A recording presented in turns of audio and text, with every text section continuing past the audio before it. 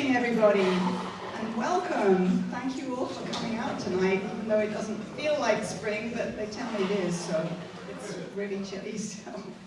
I'm sorry to say that our director, Matthew Swindell, is not well, so he wasn't able to be here tonight, but somehow we'll manage. He's improving, but he's not great, so he decided not to come.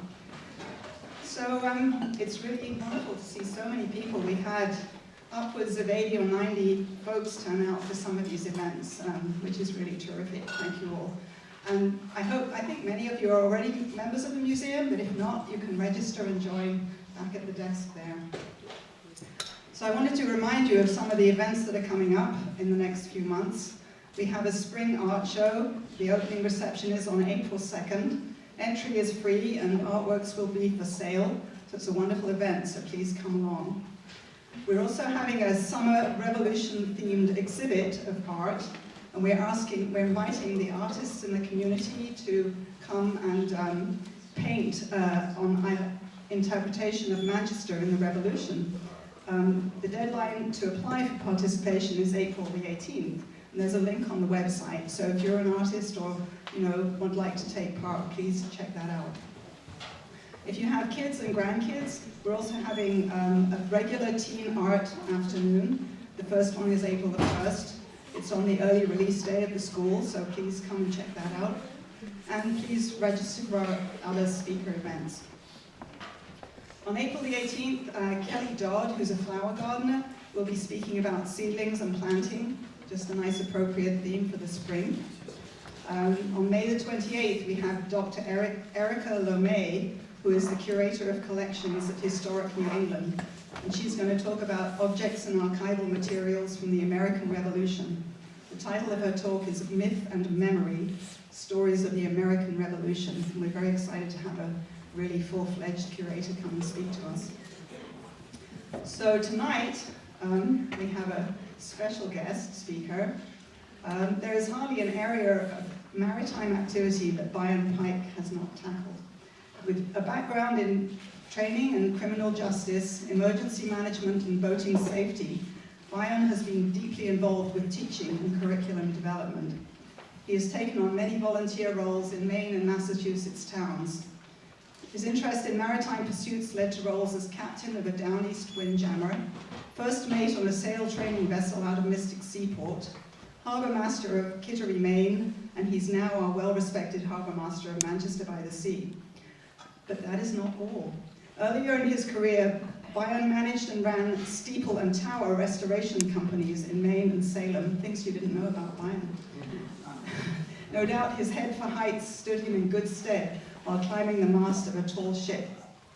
We are honored to have him address our gathering and share his insights into the history of Manchester Harbour. Please welcome Bion Pike.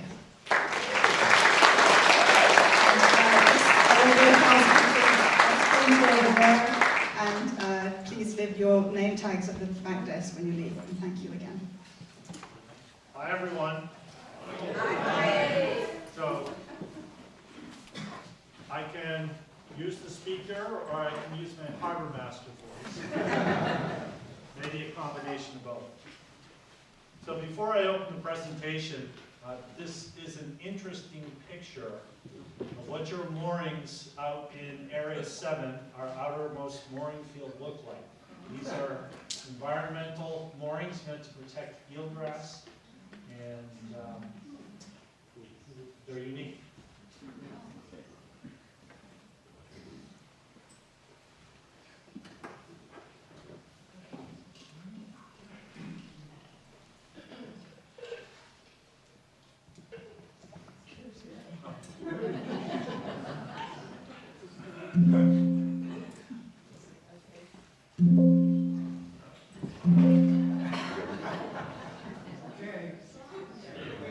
All right, thanks for coming.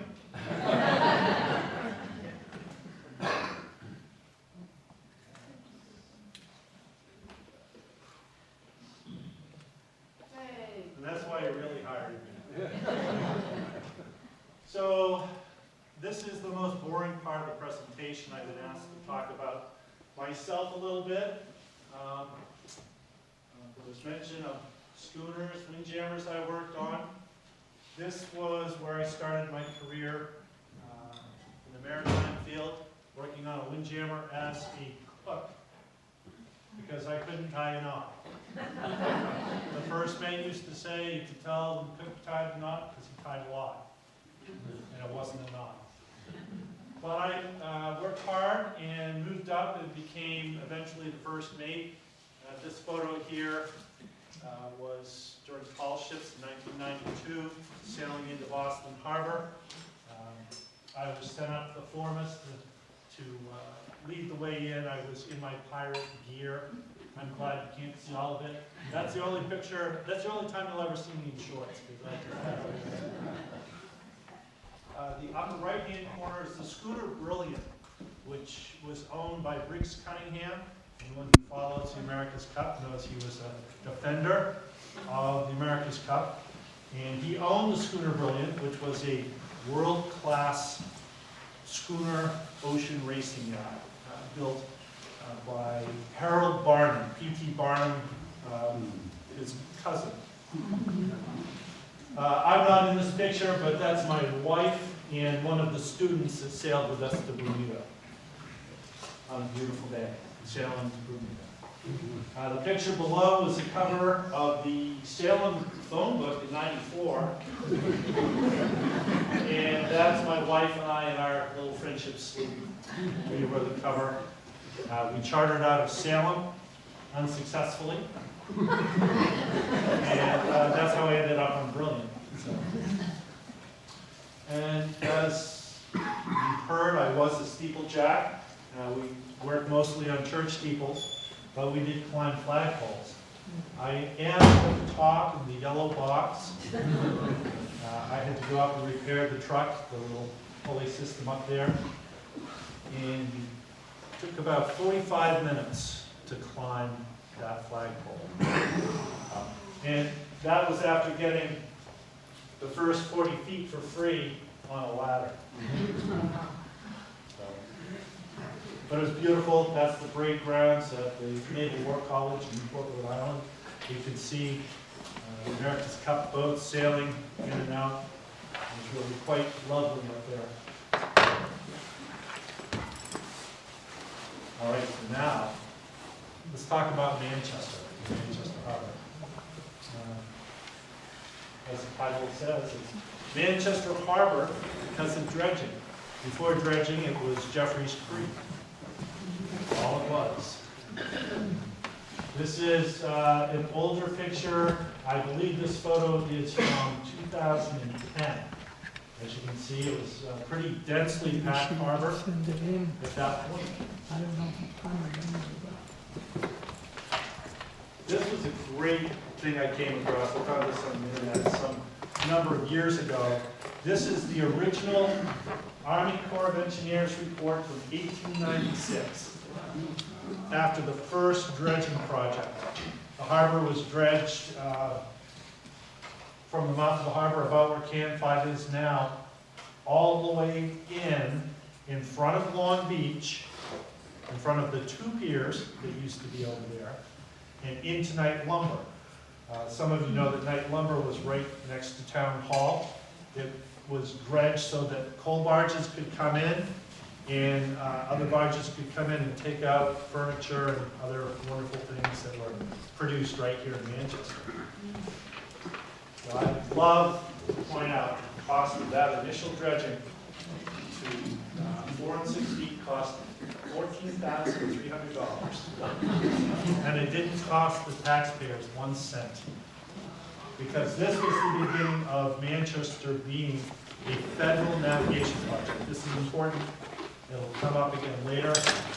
When a municipality has a federal navigation project, that means that today the Army Corps of Engineers is responsible for maintaining the depth of your harbor. And they pay for 75% of the cost of that. So Manchester was a federal navigation project.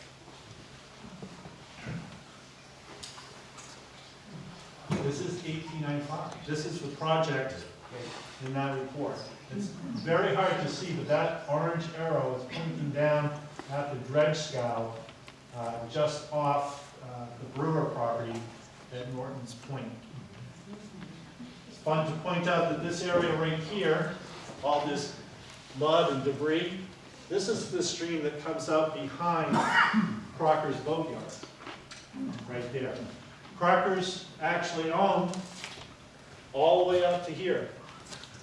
And I've had people ask me, how did Crocker's get to put in all those docks? Well, that's because, according to the records, they still got to own out that far because they surrendered that to the dredging.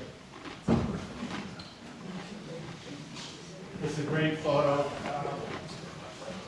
There's a skiff here, it's different lines, it's hard to see. This was another barge that they had a lot of the equipment on. I would give anything to have seen that very first dredging. So if you look at the lighter orange arrows, they're pointing to the edge of the original channels, which did not come straight in the harbor. The darker arrow indicates the channel today, coming straight in past the yacht club, past Tuck's Point, and into the Narrows at Norton's Point. That original channel came in here and in front of the two piers on Long Beach. And then if anyone's familiar with Bowbell Ledge, if you go to the rotunda and you look out and you see the red navigation light, the number 12, that's marking Bowbell Ledge. It's a giant engine-eating rock in the middle of the harbor. So, and in 1895, the channel went on the south side of Bowbell Ledge. Completely different from today. And then all the way into nice lumber, you can see up at the top there, behind Town Hall, and it was literally there for commerce. The dredging was done for commerce.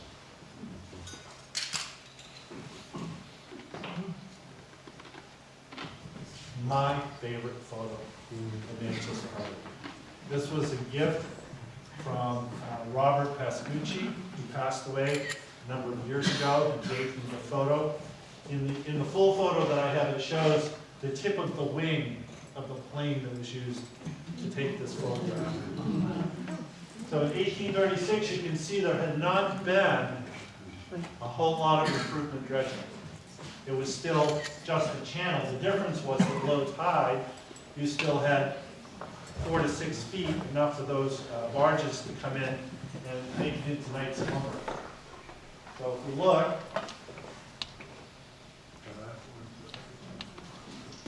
there's the rotunda. It's still pretty young then. It was only about 35, 36 years old, maybe 40. This area right here is a mooring field now. After World War II, in part because of this town's effort, building sub-chasers and wooden mine vessels, the federal government continued to dredge the entire harbor. Over here, this is Proctor Cove. We've got about 100 boats over there now. In 1836, there weren't a whole lot. In here, this is Crocker's boatyard, and you can see the mud that we saw in the earlier picture. Inside the drawbridge, right here, the parking lot out here did not exist. Neither did the Legion. That parking lot is made up largely from material that came from the construction of 128. Built from that. So there it is. It's just a salt marsh. You can see the old town hall, and you can see the church tower. A few fishing boats. These aren't boats. These are the floats at Crocker's.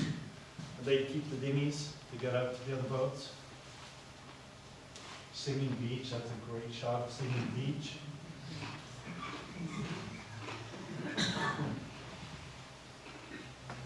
So, war's over, The Army Corps of Engineers comes in and they start dredging. They dredge Whittier Cove, which is the Tux Point side of the channel between Tux and Norton's Point. And you can see there are moorings in there now. You can see there are moorings across from the yacht club, across from the rotunda, coming further in the harbor, in front of Crocker's Boatyard. There's moorings. There's moorings all the way over to the groin. We're familiar with the rock wall when we go down to Masconomo. So that's called the groin.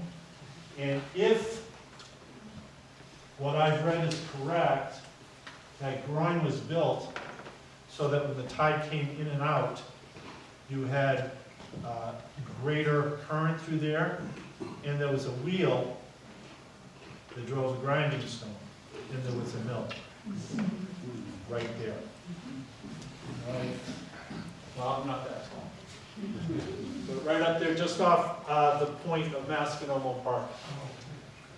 And then even inside the drawbridge, you can see that's been dredged, and even though there's no parking lot, and there's no Legion, and there's no Mason's building, that's been filled, and there's a wall there now.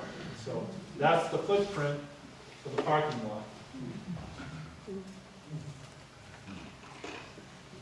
What isn't done in August of 1952 is Proctor Cove. That was the very last part of the harbor to receive improvement dredging. The very last part, 1956.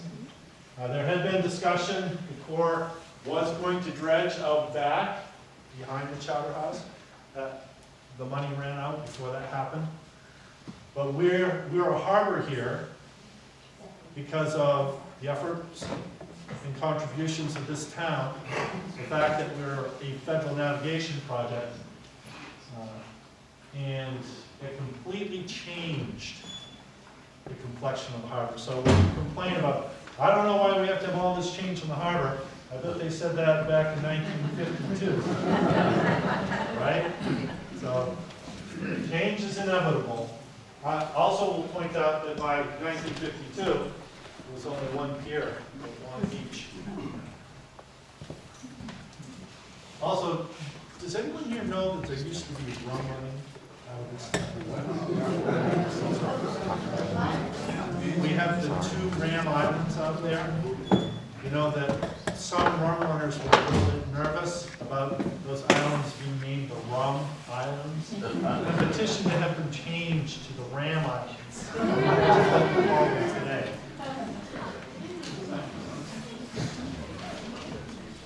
This is a great shot of what's referred to as Sand Dollar Cove now. I still like to call it Long Beach. I think we all know that that area of the harbor changed pretty dramatically, and that it's now home to hundreds of boats on sunny weekend days, up to 300 boats, right? Which some people love and some people hate, causes some harbor masters to lose sleep. That's never going to change because you can't, as a municipality, restrict anchoring. Once you get below the low tide mark, that land belongs to everybody, so anybody can come in and anchor.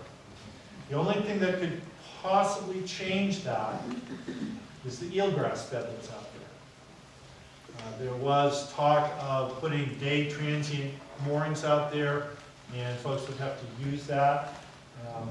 The select board chose not to take those steps at this time. When I started in 2012, we would have a lot of boats out there. We'd have 5 on a busy weekend day.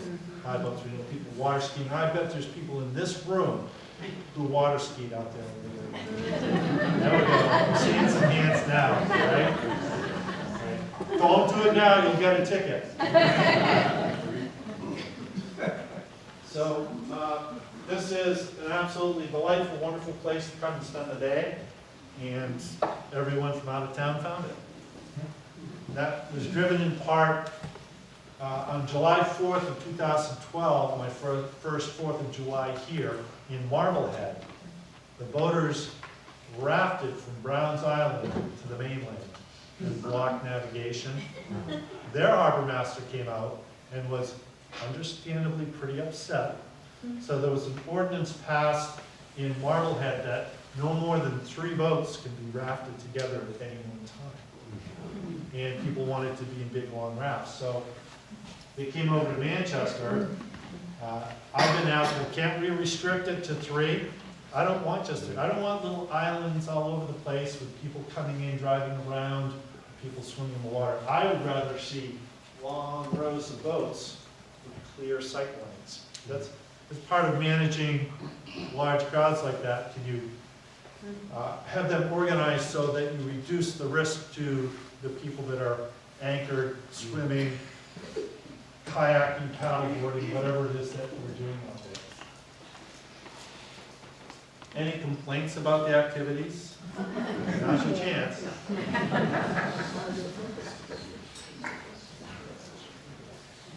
All right, so what's this pretty picture?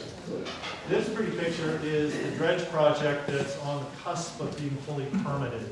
It's going to cost at least $3.8 million. We've already spent over $250 on engineering and permitting.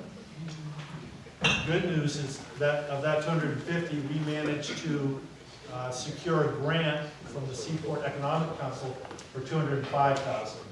So that was a great savings, getting rid of this, ready for this. These projects take about 7 to 10 years from beginning to digging.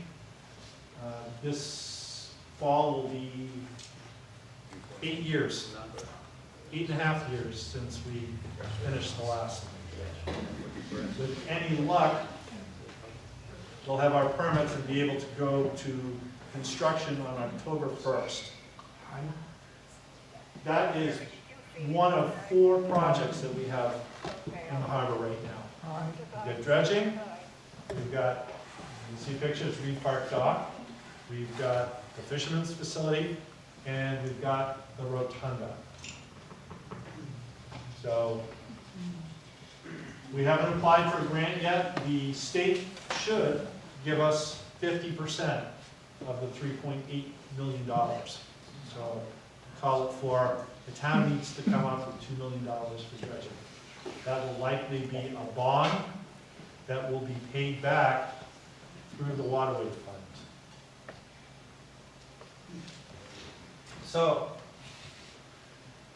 in the 1980s, there was dredging in the harbor, and shortly after that dredging, I have not found the document yet, but the decision was made somehow to deauthorize Manchester as a federal navigation project. So that means that every dredging project going forward will be paid for by the town, and hopefully 50% through state grants. Let's really hope, because we don't want to shoulder the burden of a $4 million dredging project without any help. That's a lot of money. That's a lot of money. So it would be wonderful if we still were a federal navigation project, because between that and the MassWorks grant that the state gives out for small harbor dredging, the cost of the town will be almost zero. So why would you give up a federal navigation project designation? When you're a federal navigation project, the federal government has a lot of rules that you have to follow. You may not in any way, shape, or form impede navigation in that dredged area at all. You can't put moorings in it. You can't put moorings too close to it so boats swing into it. It must remain open. So if, and a lot of towns make this decision, if you want to improve or increase your mooring density, boat density, you deauthorize, and then you can pretty much do whatever you want. But it's going to cost you a lot of money. We did save money. This project is less expensive by a lot than it would have if we hadn't taken steps. So in the lead up to the dredging in 2017-18, the dredge subcommittee and the Harbor Advisory Committee had a lot of discussions about what can we do to save money in the next round of dredging, this round of dredging. And the first thing that we came up with was Whittier's Cove. How about we take all the deep draft vessels out of there, fill it with shallow draft vessels, and put them on bow and stern moorings so that they don't swing, which allows us to increase the density. So what does that accomplish for us? That takes a lot of the small boats out of the area that needs more dredging. We can move more of the deep draft boats into that area. We can choose to skip a round of dredging because you're talking about boats that need 3 feet of water and not 6 or 7 feet of water. So we were able to forego dredging in Whittier Cove in this round. It was originally slated to be dredged as part of this upcoming project. We didn't have to do it. So it'll be part of the next round of dredging, which will happen in about 10 or 11 years.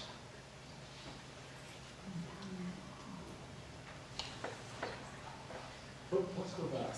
So as far as the dredging goes, all this red right here are areas that need to be dredged.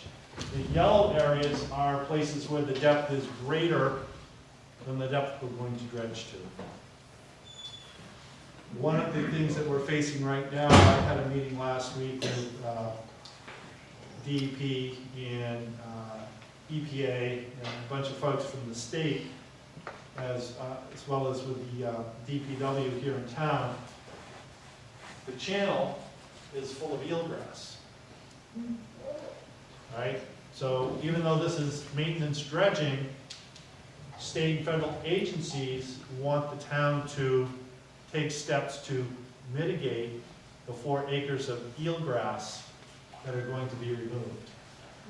So this is really, really challenging. In 2013, when the new runway went in at Massport, they took out 14 acres of eelgrass. And they had to mitigate. They did plantings all around the state. No luck at all. Not one single blade of eelgrass survived anywhere. Right, so they came to us and said, how about if we convert 70 of your moorings out there to that specific type of mooring that you saw on the first screen, and we'll pay for the whole thing. So they gave $200,000 to the town, and we converted all of those moorings. And one of the great things that did, that was not an authorized mooring field. Even though it had been used for decades, it wasn't recognized by the Army Corps. Because of that project, that is now a recognized mooring field by the Army Corps. So all the boaters who have boats out there are protected going forward. I should have made this picture a little bit bigger. Out here in Area 7, we have a giant open sea. I've taken away a lot of moorings since I've been here because of the density, because of the swing issues. We're in negotiations with the Army Corps right now to be able to put 40 to 50 brand new moorings in Area 7, which would take 10% of the mooring wait list right out, which would make a lot of people very happy. And then the other benefit of that is you have more moorings. There's going to be more turnover, so the folks on the wait list, hopefully, it will speed up the process a little bit for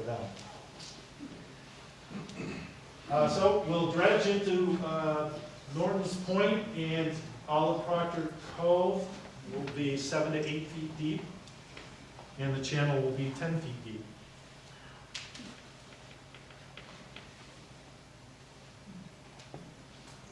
The last round of dredging, the first time we went out to bid, the lowest bid was $1.6 million. The highest bid was just over $5 million. Right? The town had paid for the engineering and permitting. The state, before this project, hadn't paid for a small harbor dredging in 15 years. But they were talking about it. They were talking about it. So Manchester became the first harbor to receive a grant for dredging from the state in 15 years. The model that the state now uses is based on you and how the last dredging was handled. Pay for engineering and permitting. You save enough money to pay for 50% of the construction, and the state will match you up to $5 million. That is the state model now. That's what's being used for our dredge project and every small harbor project, every non-FNP dredging project in the state today, because of you folks. So we had $500,000. The state was going to give us $1 million. We're still going to be short. So when those numbers came in, we thought we would approach maybe a couple of other companies. And we reached out to Croc Marine, which is up in Rockland, Maine. And when we went out to bid the second time, their bid was just under $1 million. Right? So our $500,000 plus a $500,000 match from the state is what paid for your last round of dredging. And hopefully, Proc is going to bid on Tux Point, the rotunda, raising that, putting in the pilings for Reed Park, putting in the pilings for the fishermen's facility, and doing the dredging. Again, we really hope. That dredge hopper right there that's being pushed out, when it arrived here in 2017, it was so new that when it came under the drawbridge, I could smell the paint.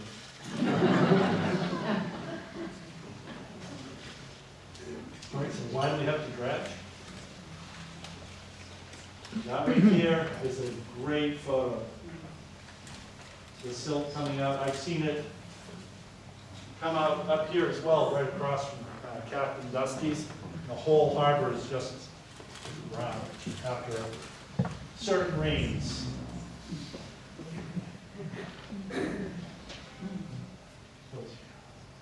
The Reed Park up here, top of the screen, looks like this now. When I first started, we had 3 floats. That had been there for decades. As far as I can tell, at least back to the 1930s. That pier was there in those floats. That was the wild, wild west. That was the most difficult part of this harbor to manage. I had folks come to me in my office and say, I can never tie up at Reed Park. There's always boats from out of town there, and they always overstay. The year before I started, their current police chief, who was then sergeant, was directed to write tickets at Reed Park. In 2011, he wrote over 200 parking tickets. And it made this much difference.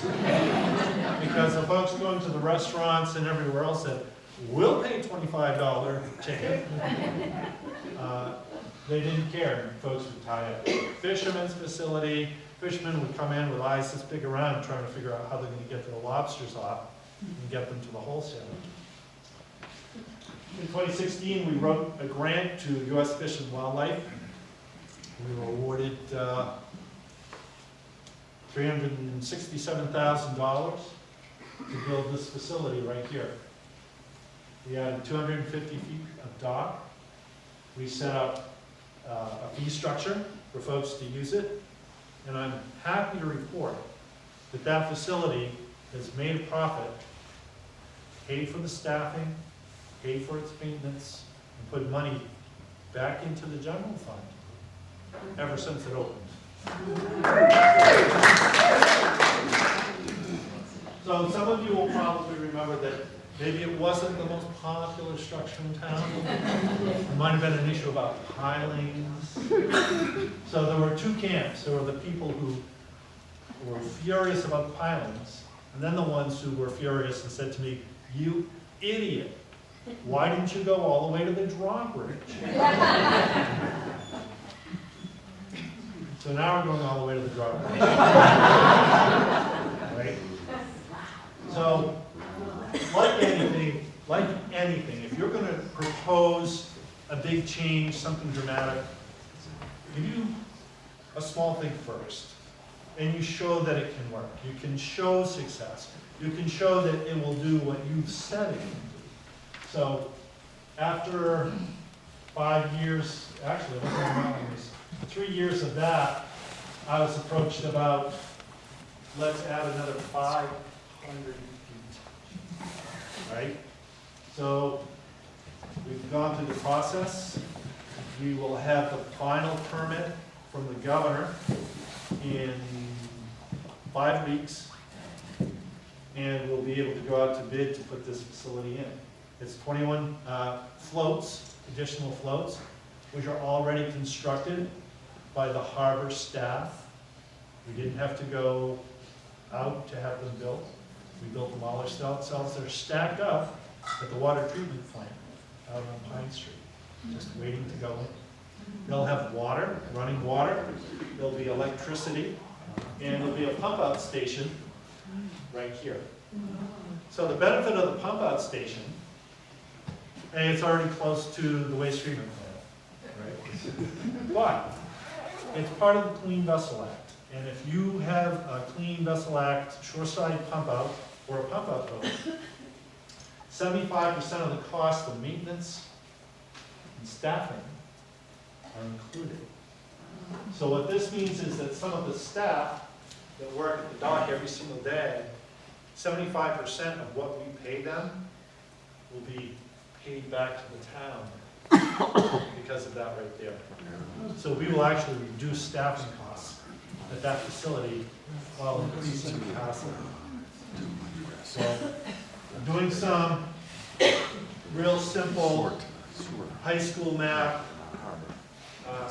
calculations, which were approved by people with more education than me. I think this facility, conservatively, with a slight adjustment to the current fee structure, will generate $150,000 a year. At that point, it can be used to pay back a bond, right, for dredging. It leaves recovery to it. It can go to upkeep and maintenance of other harbor infrastructure. It can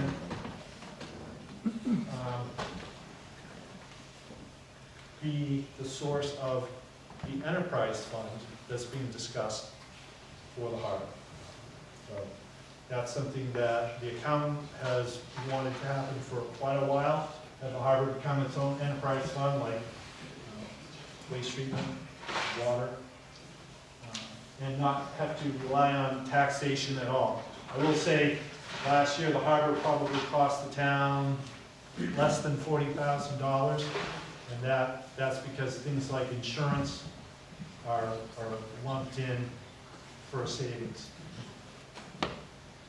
You're on the cusp of having a harbor that will totally fund itself, right?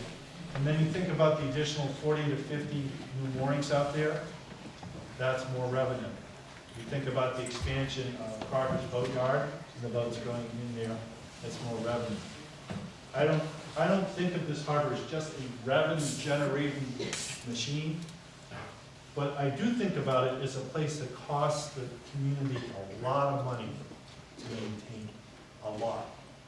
And you folks here in this town have enough financial burdens coming. I have a school in Essex, a school here in town, PFAS, aging water pipes, aging waste treatment plant. You've got a lot of expensive things, a really tired utility facility. So if this part of your town can not be a burden on you, the taxpayer, I think that's a pretty wonderful thing. So this is a little bit more professional than mine, but this is the facility at Morse Pier for the commercial fishermen. This is commercial. This is for your fishermen in this harbor. Morse Pier right here, coming down to the floats, going around all the way to the Reed Park floats. And then fingers, so that we'll be able to bring in 6 or 7 of our commercial fishermen. Now, a number of years ago, I surrendered the old Harbormaster spot at Morse Pier to our 2 oldest lobstermen. It extended their careers by about 5 years, which is a pretty wonderful thing. So I can tell you that just the proposal for this has been enough to entice 4 young, and I say young, 30s, 40s, fishermen to want to come and operate out of Manchester. Right? That's pretty fantastic to see young people come to a harbor that's been part of fisheries in this state for over 3 centuries. 3 centuries. So the permitting is done for this. We applied for and received a grant for 80% of the construction of this facility. And at the April town meeting, we'll be asking for the other 20% match so we can put this in commercial fishermen. And that's what the whole thing looks like.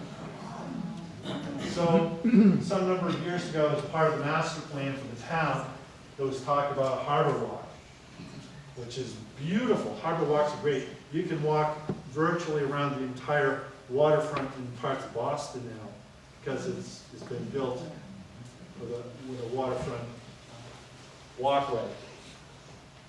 But a harbor walk along Beach Street, around Reed Park, and along the tracks would cost a lot of money to engineer, and permit, construct, and maintain.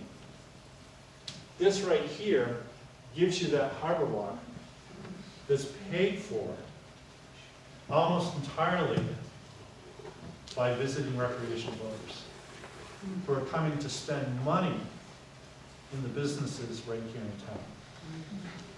I think you can ask a lot of the restaurant owners how much business they receive from boaters in the summertime, particularly since we put in Reed Park and we stopped chasing people away, and we told them, you're welcome to tie up here, take as long as you need, it's $10 an hour, thank you very much. So if you can imagine being able to go out for a walk and walk from Masconoma Park all the way over to here. And I think most of you have seen our tent for the staff right at the bottom of the ramp. The planning board insisted, as part of their approval, that we put 2 or 3 of those along the new section of the dock so people will be able to sit and relax and look out over one of the most beautiful harbors in Massachusetts, hands down.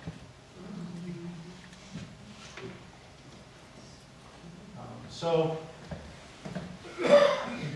permitting is nearly complete for this. I should point out that the Reed Park facility is being paid for by a federal grant for $600,000 and a state grant for $568,000. Town dollars, 0.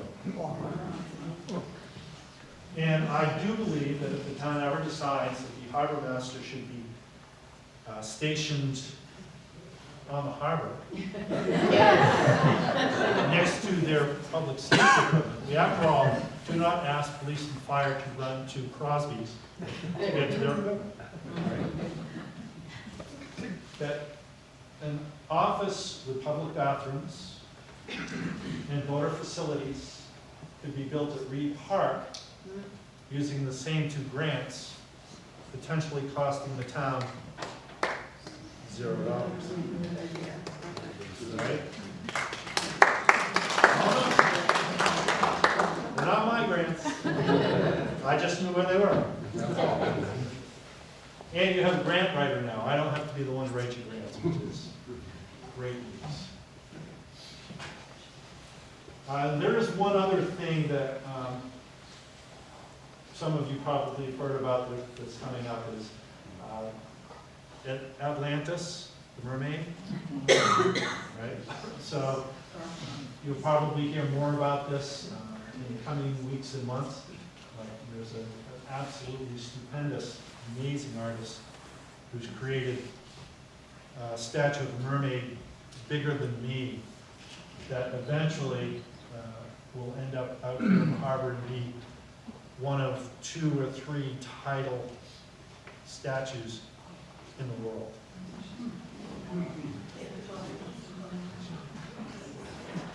All right, so you guys have done yeoman's work, making decisions that so many communities have an incredibly hard time making. Deciding that our harbor is expensive. It doesn't have to be so expensive to us. We can keep the character of our harbor, but we can make changes that allow us to capitalize on the boaters who are coming here anyway and make it self-sustaining. So change, Tuck's Point. A lot of people don't like the pilings up there. That was another one. The pilings up there were not a hit. And I get it. It is visually a really big change. Particularly the type of pilings that had to be used. Rock-socketed steel pilings. The wooden ones are, I think, less visually impactful, but the steel ones had to be used. But isn't the real character of the docks at Tuck's Point being able to take your kids and your grandkids down there to go crabbing? Being able to keep a dinghy there to get out to mooring? Being able to come in and tie up for too long, and so the harbormaster has to chase you away, to use the bathroom or hang out in the park and take your dog for a walk. Isn't that what the real character is? And the only way we could get that facility put back after it failed was to put in those steel pilings. The engineers and the state and federal agencies weren't going to sign off on anything except for that piling supported facility. So for me, it's a change. But the children and grandchildren and the unborn children who live in Manchester, that's all they'll ever know. And what they'll know is they get to go down there and go crabbing and eat ice cream and go to fishing camps and get married and do all those things that people do together. That early picture, this is it right here. This piece of chain is actually just about that long. It's about 8 links long going down to the top of the screw-in mooring that's there, and doesn't impact the bottom. And that keeps the agencies happy, so we get to keep having those moorings out there.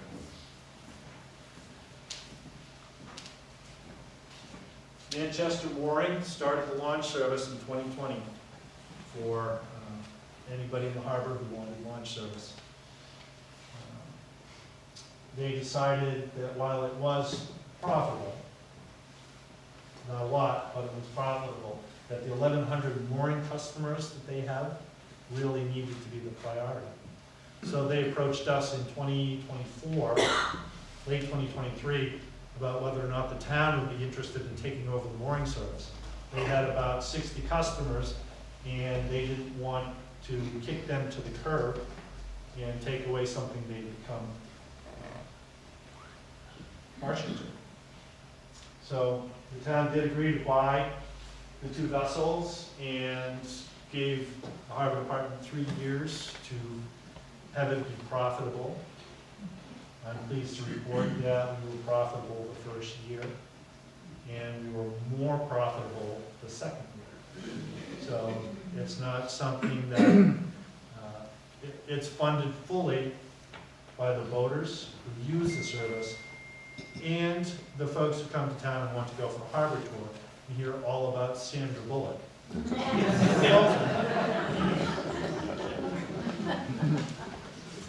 And then lastly, there's a great shot of the Crockers Boatyard expansion, their facility, and then the somewhat controversial bow and stern moored floats in front of Manchester Marine. I supported that project.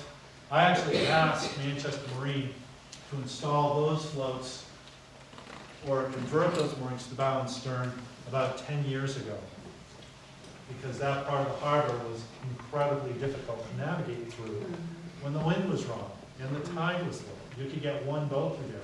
We have a lot of boat traffic in here, and that constricted channel was a real problem. So after Crocker did their project, Manchester Marine said, well, maybe we could do something too. And they applied for permits to put fingers coming out on, if you're looking at their facility, on the left side, some fingers coming out toward the channel, not into the channel, but toward the channel. DEP, Department of Environmental Protection, they're the big permitter for this kind of stuff, said, well, we've got those moorings out there that swing an already constricted channel.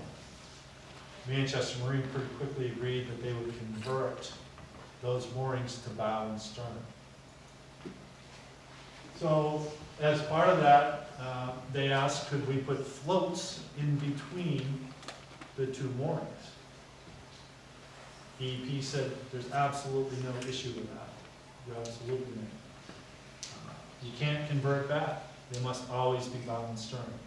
And then I asked the question, is it okay if they put the float there to put a boat on either side and rent some of them seasonally? And he said there was absolutely no reason that that can't happen. Part of the issue with those moorings was that there was a feeling that Manchester Marine got 10 brand new moorings. They did not. They did get 10 brand new spots, but the 10 brand new spots they got were the 10 spots they already had. In that configuration, take up less space in the harbor than those single point swinging moorings did before. So this will be summer number 2, 3. I can't even remember. With that configuration, I can report that the vast majority of people coming in have reported they felt much more comfortable, much safer. There's so much room on the back side of those floats now that if we were to go bow and stern with another row, we could actually add another row of bow and stern moored boats, taking people off the wait list by doing this right here. This was a huge improvement to navigation in every way.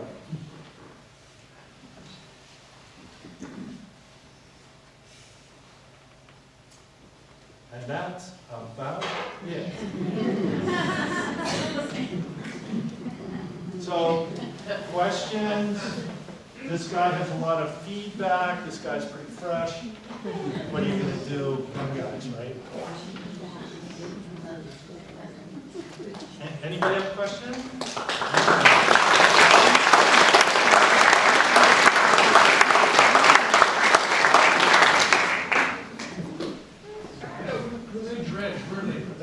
Oh, good question. You know, Manchester is always lucky, always lucky.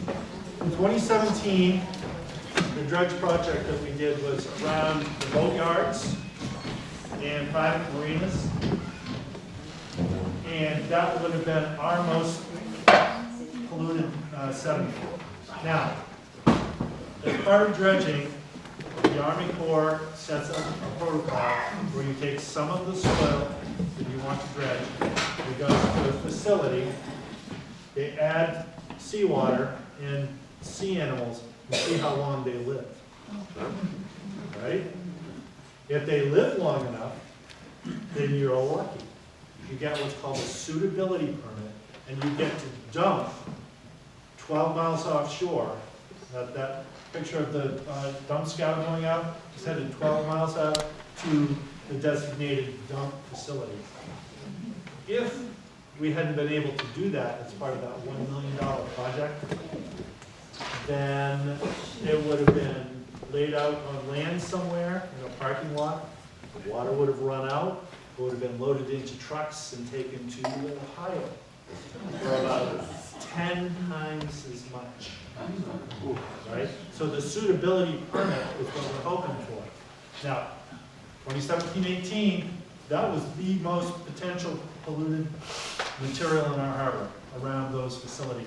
We got a suitability permit. We've already got the suitability permit in hand for this round of dredging.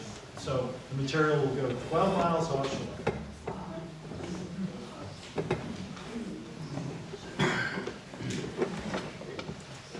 Why did they decide that Manchester shouldn't be a part of the federal navigation project anymore? I would pay any amount of money to know who made that decision, why they made that decision, and to be there when they were making that decision. Do we have a clue? Or? No, Wow. Great. I have a suspicion, but we don't talk about suspicions. I have to say that you are one of the best harbor masters Manchester had throughout the whole time. Because my husband's family, I told you myself to you directly before, had a sailing boat here for a long time, and you're one of the best harbor masters we ever had.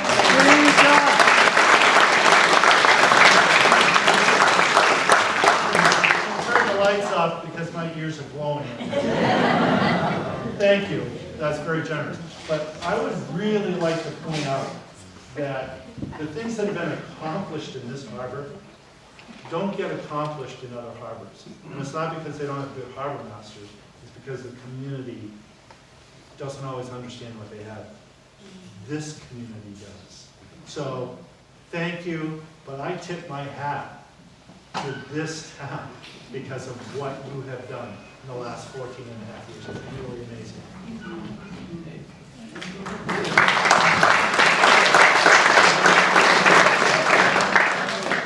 Oh, yes. Good question. I know the Harbor Boat Club has an upweller project Oh, where. oyster upweller. Yeah. Any chance that we'll get oysters back in the beds? Right, so I can talk a little bit about that. You have a shellfish warden now who is proactively working towards finding and getting a shellfish bed open for seasonal recreational use for the residents here. And the state is becoming more and more receptive.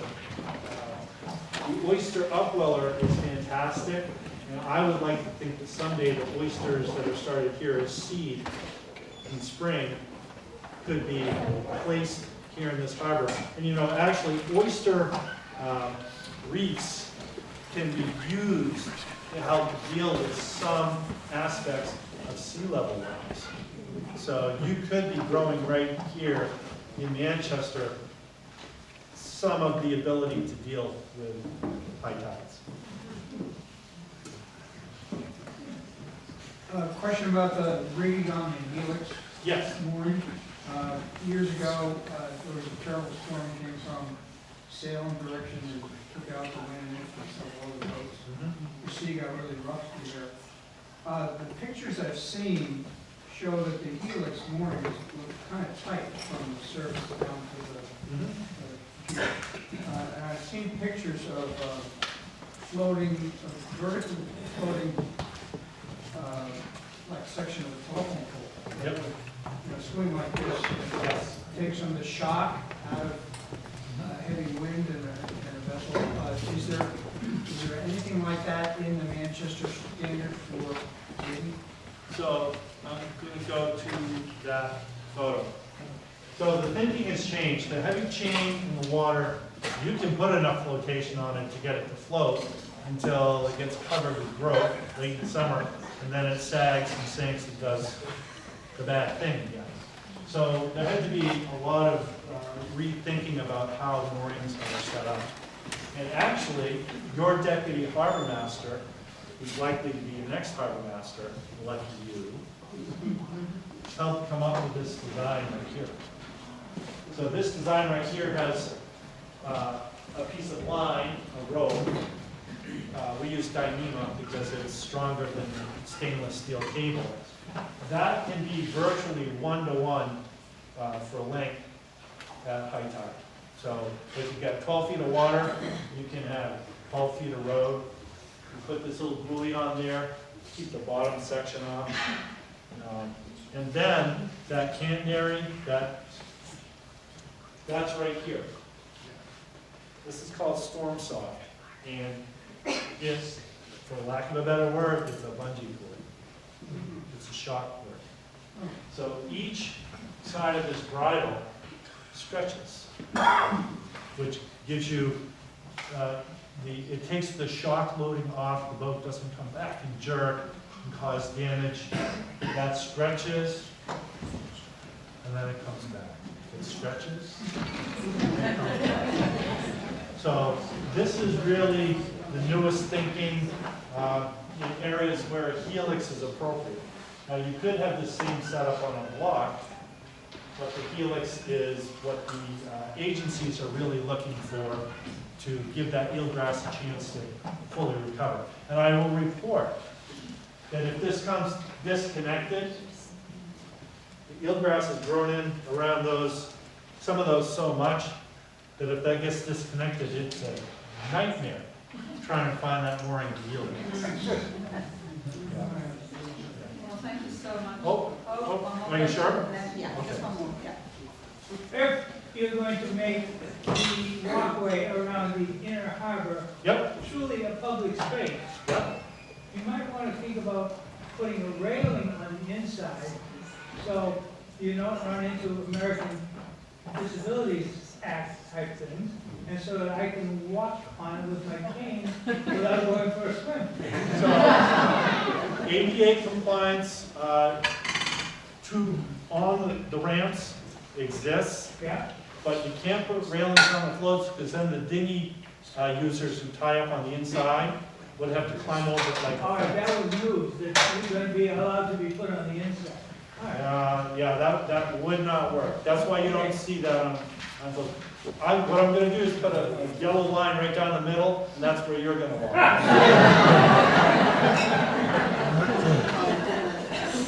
So, Sand Dollar Cove on a summer Saturday or Sunday, the tide moorings or docks going down past Manchester Marine and Reed Park and the entire harbor sort of. Is there a limit to growth? Are you concerned about congestion, collisions, accidents, as we haven't had any?